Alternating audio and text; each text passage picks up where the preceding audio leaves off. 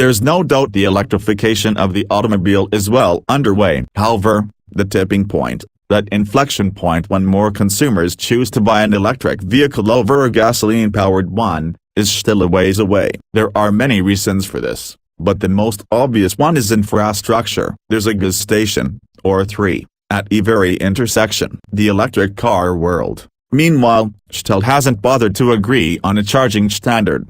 220-volt, 440-volt like Tesla Supercharger stations, 880-volt like Porsche says it's doing with the Mission E. You tell me. We don't yet know what the electric future will look like. For now it remains a chicken or egg scenario, which will come first, the cars or the infrastructure? I say who cares because I just drove the stake. Meet the blueprint for the immediate future of the internal combustion engine, the all-new Mercedes-Benz M256. The gasoline-powered version of the brand's new inline-six, available, to some, in the new Mercedes-Benz S500.This engine changes everything. Yes, as a certifiable car guy, I'm digging the fact that Mercedes has dumped the fine but unlovable V6 in favor of the layout that served them so well for so many years. Put into Animal Farm terms, inline-six good, V6 bad, or maybe like this, all 6 cylinders are good, but some are more good than others. However,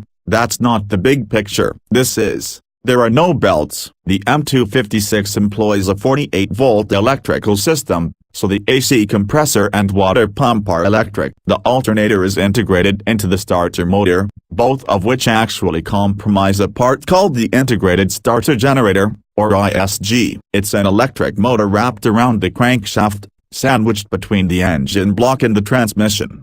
There's also an electric supercharger, as well as a conventional turbocharger from a dead stop, and because electric motors provide 100% of their torque at 0 RPM, the ISG instantly spins the crankshaft, giving the S500 a quick jump off the line. Even with the traction control fully enabled, you can chirp the rear tires. At the urging of Oliver Vollrath, the engineer in charge of Mercedes' 6, 8, and 12-cylinder engines, I did something I never do, put the S500 into eco mode. When cruising at a more or less constant, legal pace, the beltless engine constantly turns itself off and then on again. You know this is happening only because the tachometer needle drops to 0, otherwise, the process is imperceptible. You cannot feel anything. I feel the need to stress this part, nothing, and because the S500 is a big, old luxo-barge S-class in eco mode, you can't hear anything,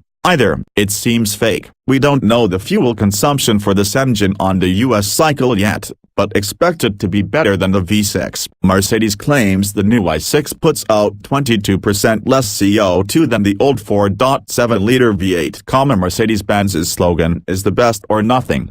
The M256 engine is one of the best 6-cylinder engines in the world. This is what the 3-pointed star is supposed to be selling us Americans. The brand's largest market, not yesterday's fish. We want the best. Am I being harsh? Hey, it's the company's slogan, or nothing it is then, at least for a year, because odds are pretty good that the US will get a 2019 S500. Of course, we're going to be seeing a great deal of this engine and its variants. Vollrath explained to me that all current Mercedes model lines were designed with this engine in mind, meaning that every current car that has a V6 can accept this game-changing new inline-six. This will begin happening sooner than later. Expect to first experience the M256 on American soil when the new CLS shows up later this fall. Also, it's gonna be called a CLS 53. Yup. Mercedes-AMG vehicles that are E-Class size and up will no longer be called 43s, they will be 53s, meaning that the C-Class with the AMG version of the inline-six will be a C43, but the E-Class version will be an E53. Confusing? What I'm really saying is, Mercedes, give us the good stuff. Speaking of good stuff, you had better believe that the 48-volt technology will propagate throughout the Mercedes lineup. The most logical variant will be an inline-four, and that's definitely coming. There will eventually be a 48-volt mild-hybridized V8, too. Much more interesting, to me at least, will be the new 6.0-liter V12, which will essentially be two M256s joined at the crank. If one M256 is 435 horsepower, We're talking an easy 800 horsepower here, if not more, and that's in the non-AMG state of tune.